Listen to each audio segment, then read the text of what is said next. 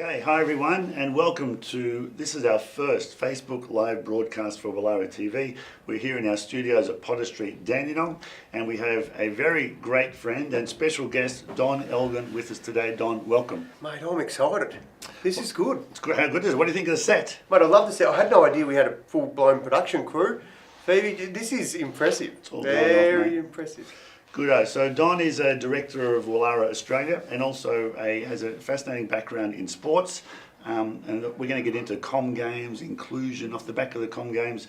A lot of good stories there with the para athletes, the para events. So no one better to tell us, to guide us through all that than Don. So Don, why don't we start with your story, mate? Tell us your story. Sure. Before I get into the story, Yes. what I want to do is I want to remind people that they can also fire some questions to us, jump it down there in the comments bit, and just anything you want to know. There's nothing off limits here today. Absolutely. So I'm really happy to share as much as I can, but particularly I think my story has been I've enjoyed it, not all of it. There's been bits that haven't been quite as I would have liked. I was born without the below half of my left leg.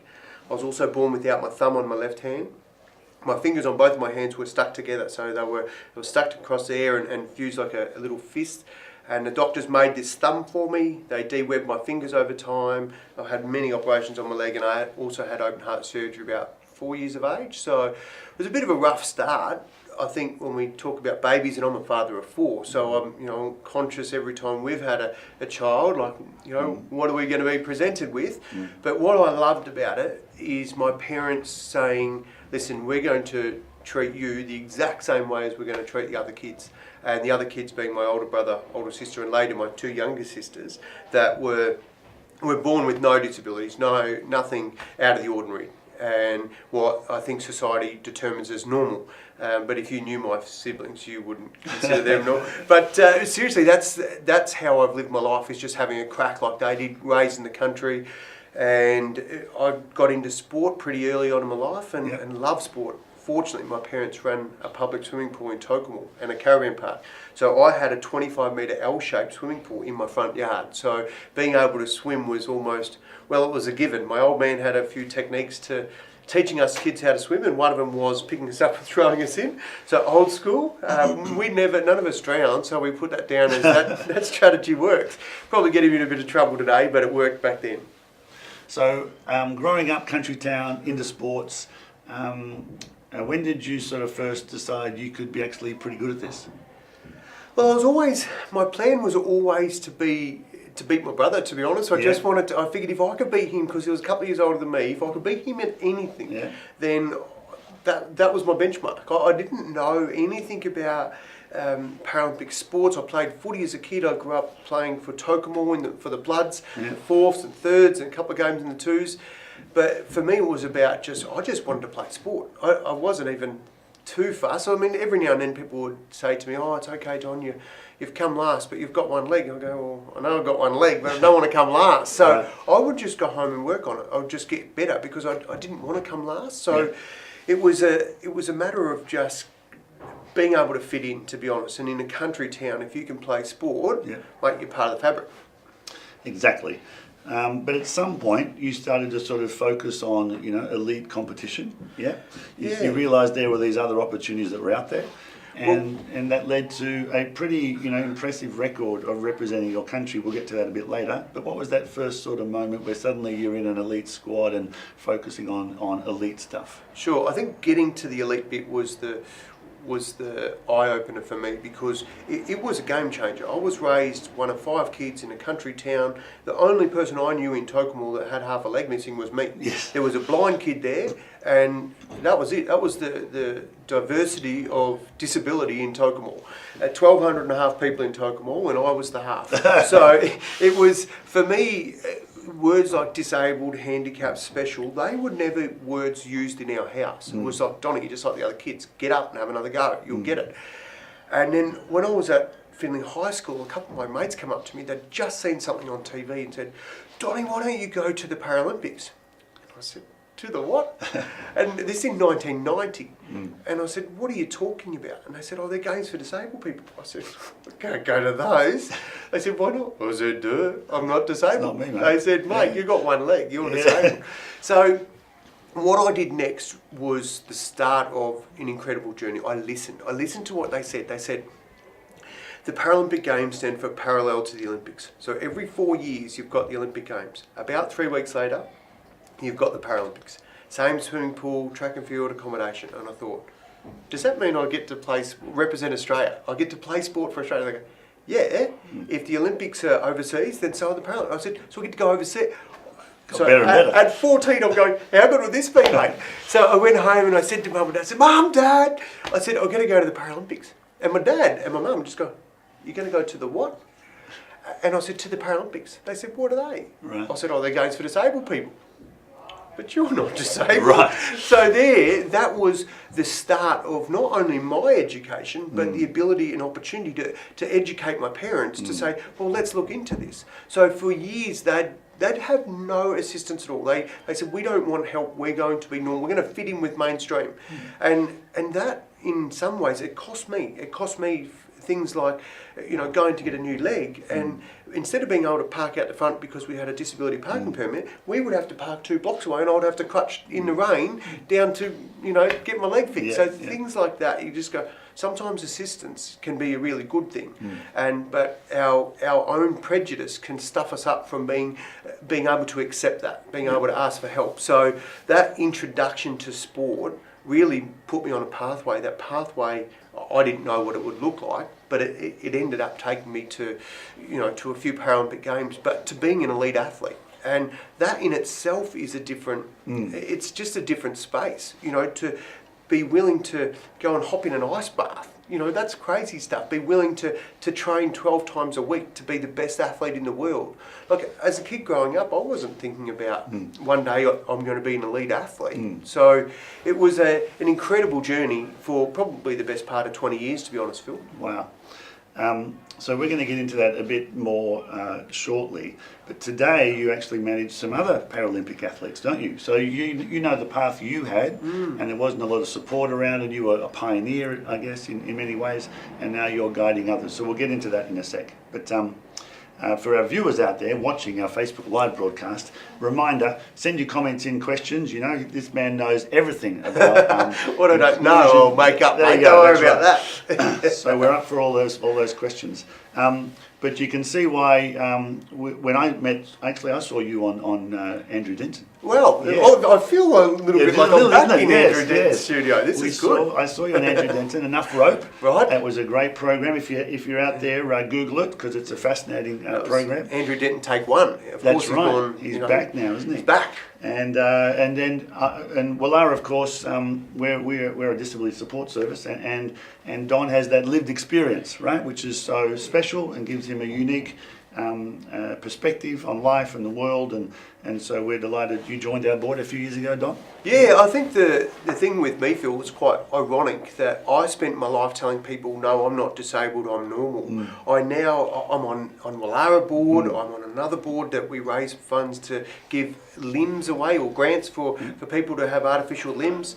I spend a lot of my time in this world of people with disabilities, because now I look at it and go, I'm in a position to be able to share maybe a little bit of my journey experience to help somebody else. And I think ultimately, as we go through life, we have different stages, and one of them is clearly is the knowing that it's not just about us. If we're in a position to help other people, and we can use, whether it's our contacts or our experience or just our shoulder, for someone to unload on, then it's a really good thing to be able to share that. So I'm delighted to be on the board and to be able to just contribute in some small way to other people's lives. And why Don's such a great fit for us is because this whole inclusion space, right, is one that we like to be active in. Yeah, whether it's education, Monash University. If you're out there and you want to know more about what we're doing around tertiary education in Monash, there's a video called Keep On Learning that explains all that. But we want to reimagine some of those spaces. Yeah, so why can't our clients be active on campus at Monash University? Education should be inclusive. Anyone who's doing a teaching degree or a law degree or a engineering or whatever, I think should be exposed to the public, yeah, in all their diversity, yeah. and understand the problems, you know, and the challenges that we all share as a community. And so the teaching model, we're trying to really change the teaching model at school and beyond school. Well, what I like about that is that when I first went to school, Tokemore Public School, my parents fought that battle. They went to the school, spoke to the principal and said, by the way, Donnie's coming, he's missing a leg, you know, we might have to take him out a few more times for some operations he's going to have up.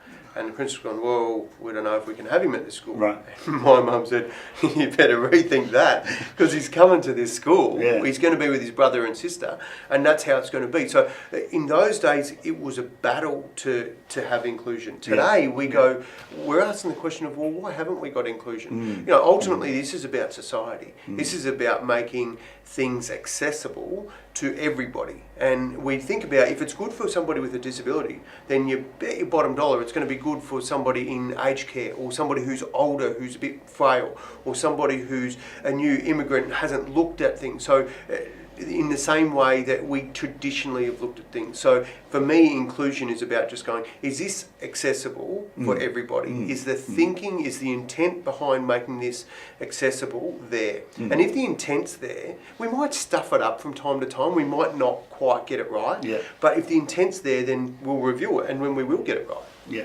which is the perfect segue into the Com Games, which was recently held on the Gold Coast and created a lot of interest, great stories, you know, a lot of questions, a lot of great reaction from the public. Now, you've competed in 3 Paralympics and 4 World Champs. So why only 1 Com Games, Don Elgin? Yeah, because I was just kicking back. No, the truth is, Phil, is that there's only been one opportunity for me to compete in the Com Games. So what they do at the Commonwealth Games is the version of inclusion at the Commonwealth Games is to open the door and to host some events. And clearly, if we look at the Olympics and Paralympics, then we have a massive difference between a full program for athletes with disabilities. So if you look at the Olympic Games, we have 100 metres for men and 100 metres for women. So Usain Bolt and the female 100 metre runner, they're our fastest in the world, but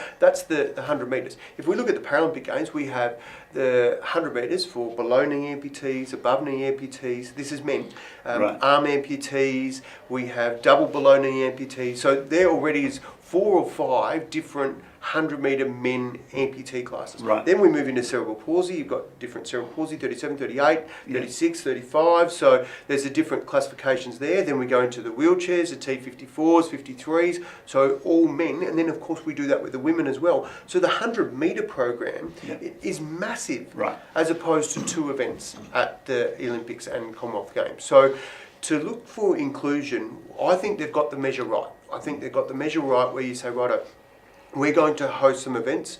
Let's have a look at what those events are going to be. How do we go about choosing them? And how we go about choosing them is the host country will nominate those events to the Commonwealth Games Committee. The International Commonwealth Games Committee. So then they will say, righto, Australia want to host these 10 events or 30 events, whatever it might be. And Australia did it really well because they said, right, we want more than we've ever had in the past.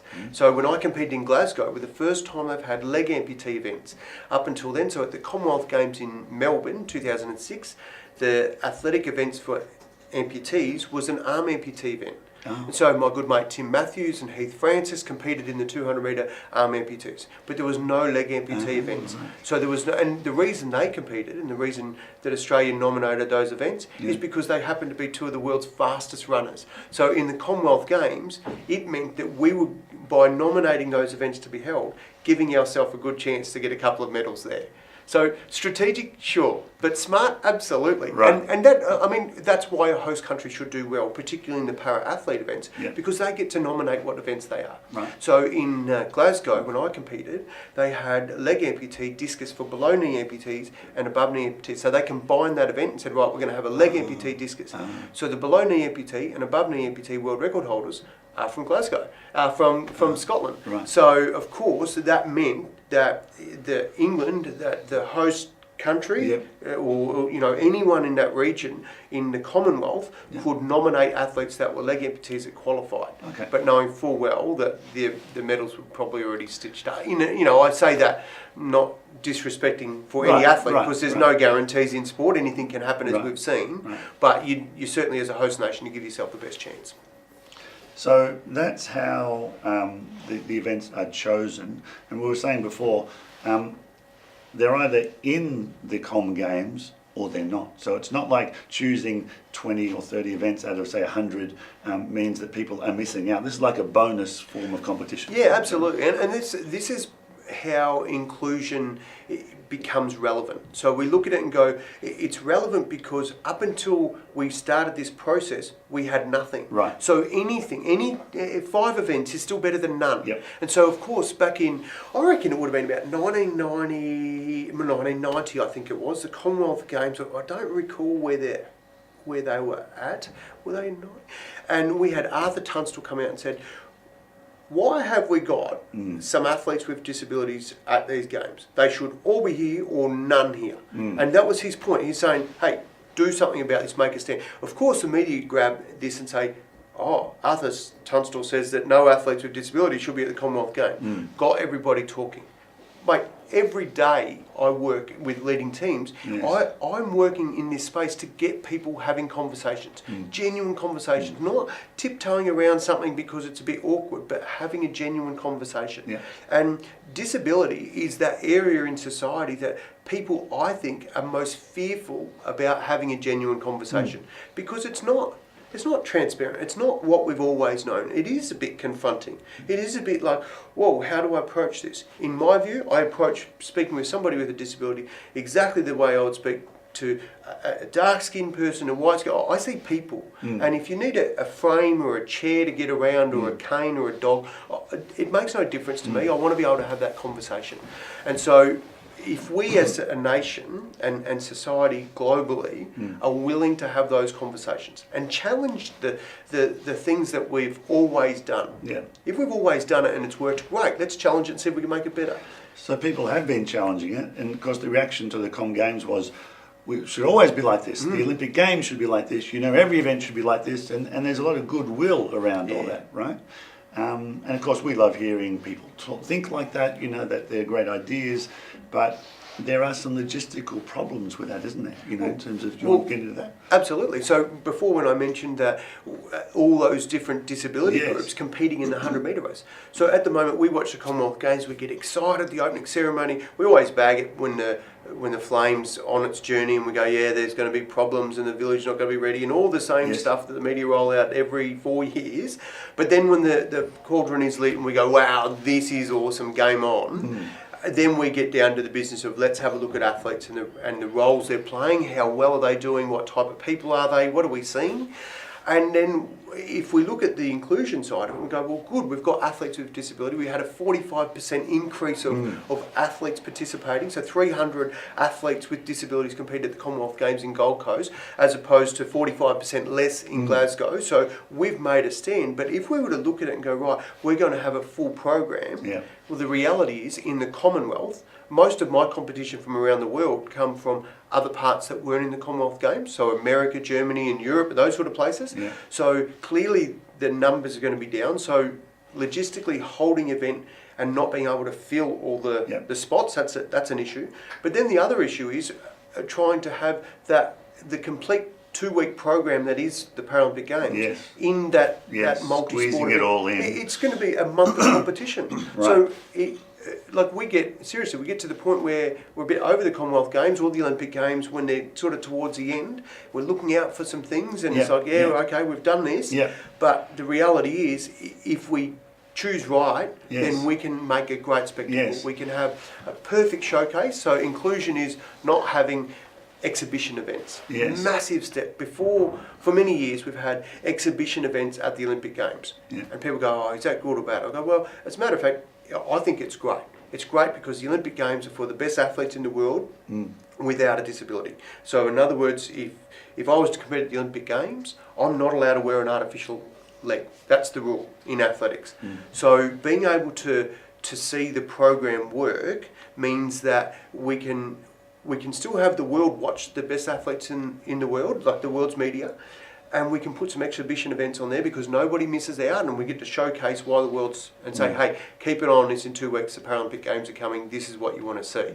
At the Commonwealth Games, to be able to be a part of the Australian team and have 1 or 2 of those events in there, and have an Australian uniform that says Australian Commonwealth Games team, mate, that's still one of the things, as a little kid growing up, being teased, never in my mind did I think that it would be possible. Even when I got into Paralympic sport, it was always, I will wear a tracksuit if I represent this country, and it will have something disabled on there. Not inclusive, not Australian team, this is it, mate, this is your moment. And so it's really powerful for any athlete to be able to receive a uniform that says, we treat you as equal. Yeah. And it's awesome feeling. But listening to you then makes me sort of think about education and work and, inclusion. And so the reaction to the Com Games from some people, and it's a good reaction, is it should always be like this. Everything should be like this, Sure. So you sort of swing from, you get a sense of it, and they swing to, right, this is how the future should be, And, you've just given really good reasons why, it isn't one or the other. You need a blend, you need a mix. Yeah? Absolutely. Both options are good. I think about work and education. My daughter goes to a special school. There are some advocates who say there should be one school system. We should all be in together, and because there are benefits from that. And there are some benefits. But I sort of say to them, again, private view, not a Wallara view, but, I'm fine with that. Yeah. The day that we lose, all the other choices about schools and private schools and state schools and Catholic schools, and, if we're all going to be in one school system together, then that's great. That's right. But in the meantime, people have choice. Different things suit different people, and different forums, as you've just explained. We get an exposure, a great opportunity, but it doesn't mean we have to sacrifice all the other things that we've developed and created. And there is a danger, Phil. There is a danger with this rose-coloured glasses view, and we say, right, we're going to have complete inclusion. Well, that's going to cost people. That's going to cost people the disability parking, because that has to go. That's going to cost people the access to disability pension, because they're not in a position to be able to go and get a full-time job. So we need to look at things and have genuine conversations, not this is a lovely idea and inclusion's fantastic. Yep, it can work, but the reason it worked is because there was some rigor around the discussion. It wasn't just like, let's make it a free-for-all and everyone's happy. It's like, some people are going to miss out, and you know what? That's the price we pay for seeing it work. Is that, okay, it's not my turn, and I'm really happy. And if my turn comes, mate, I hadn't thrown a discus for 6 years, and that opportunity presented, so I made a comeback. Right. And so that's what it meant to me to say, this is now my turn. And in life, I think we need to treat it that way. We need to treat it and go, there is a space for inclusion, and it's all about intent, in my view. If the intent is that your daughter or any person with a disability gets the best education that suits them, the intent is great to be inclusive, but at what cost? At what cost sitting in the classroom and being left behind because the class has gone too quick, or because the numbers are too big, or, there's a lot of fors and against these. The conversations help us work this out. Yeah. Sorry to go back to that Monash thing, but just thinking again about that. Now that we've got teachers, before they get their teaching degree, spending time with clients, with different abilities, sort of understanding them. That means that when they go out to teach at whether it's a mainstream school, special school, whatever school, and some family knocks on that door and says, hey, we want to bring, someone with a disability into this school, the teachers in the school will go, no problem, come on in, let's go. That's Bingo. how we drive capacity, understanding, and inclusion. But, and that's the intent, isn't it? The intent is to be able to educate, so we don't have the battles of my former school principal saying no, rather than saying, well, how can we make this work? If that's your choice and that's what you want to do, let's find a way to make it work. Yeah. Now, I hope you're enjoying this out there in Facebook land. Yes, our first broadcast here at WallaraTV studios in Potter Street, Dandenong, and Don Elgin, our special guest. So please send in your comments. I think there's a few now. Our producer is going to write those down. This is a bit fancy, isn't it? Yeah, we've got all high tech here. Bella is switching the camera lenses around. G'day, Bella. How are you? I thought you were just going to have your mobile when we said we're going to sit down and high tech lights and all sorts of stuff.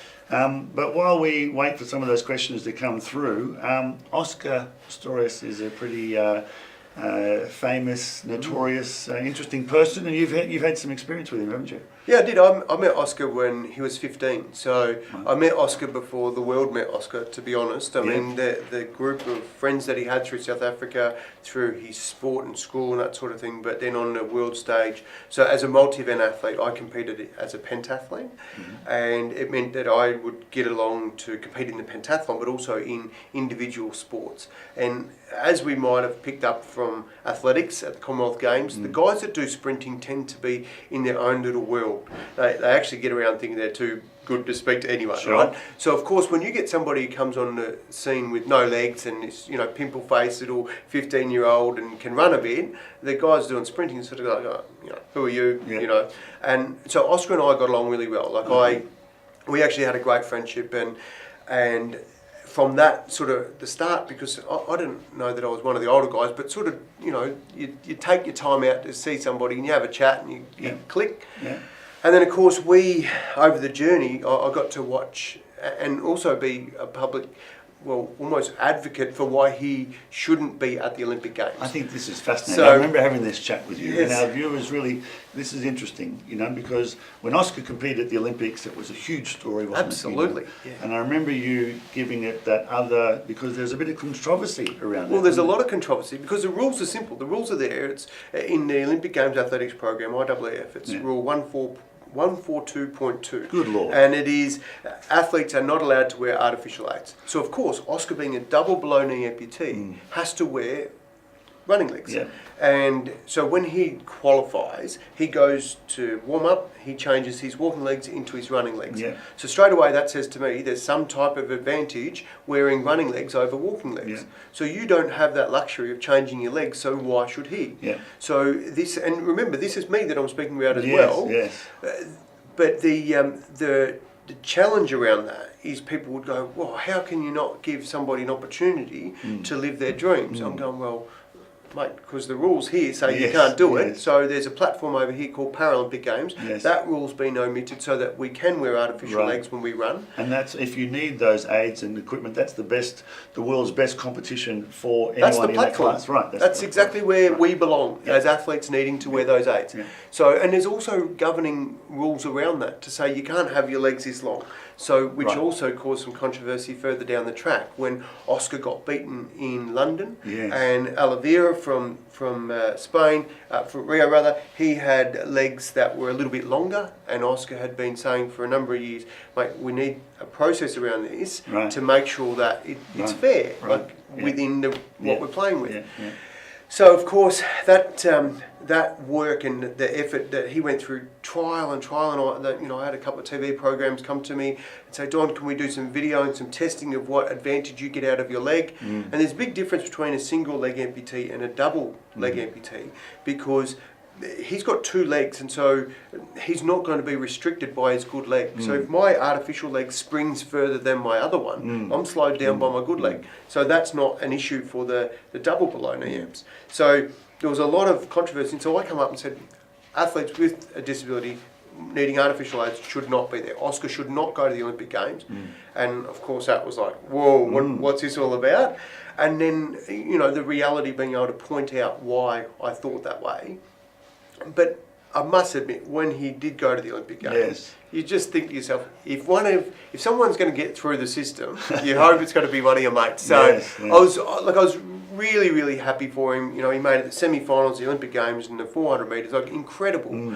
And had circumstances not have been the way they were, in the most unfortunate thing of all time with Oscar's life, then I'm convinced, and maybe not Oscar now because of the circumstances, but there will be a person that has a disability.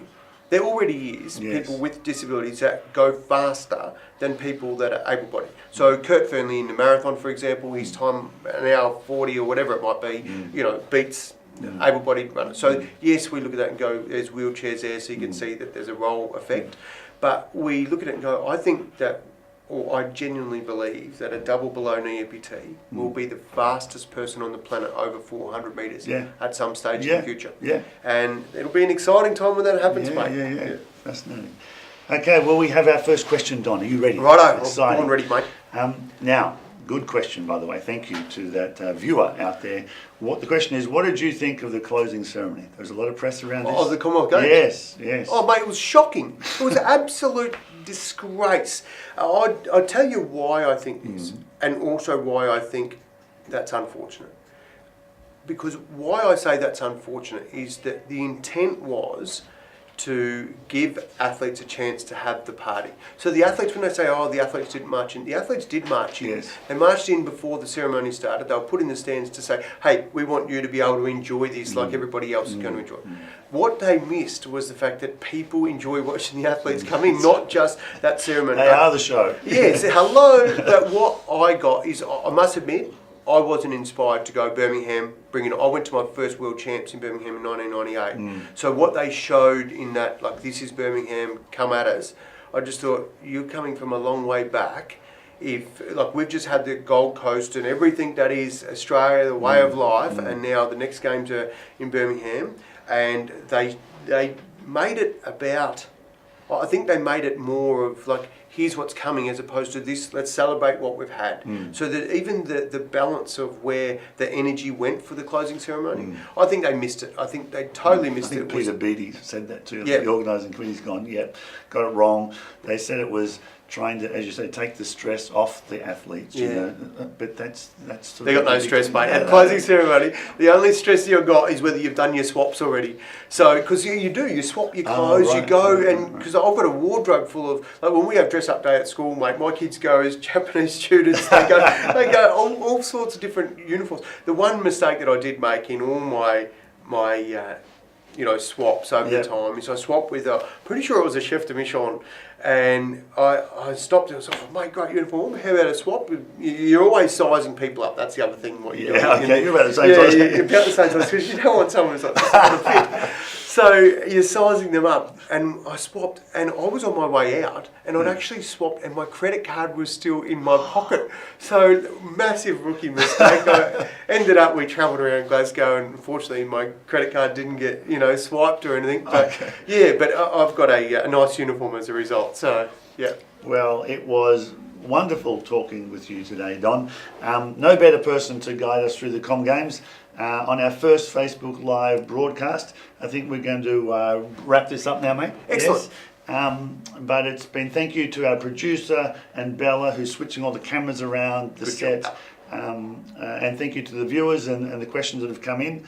And we're going to do more of this. So can we get you back one day and talk about the future and just quickly in closing, some of the other athletes that you're helping guide along the path, mate? Sure. The big thing for me is that I found that, going into sport, I would get a lot of thanks but no thanks, and people seeing disability as a bit tokenistic, and I thought, it's better than that. And there's athletes that are pushing the boundaries, and so I wanted to be able to help facilitate that. Yeah.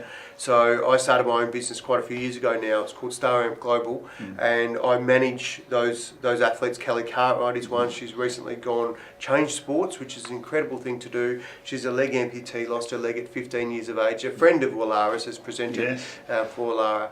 And Dancing with the Stars. Dancing with the Stars fame, of course, and yes. done some very good things. We've had, and Woolworths, you couldn't go shopping in the last couple of weeks without Carol reaching down to grab an apple. So her profile has been really well, supported with her endeavours, so it's matched her hard work. And there's a lot of athletes out there that do that hard work that aren't fortunate enough to get that same support.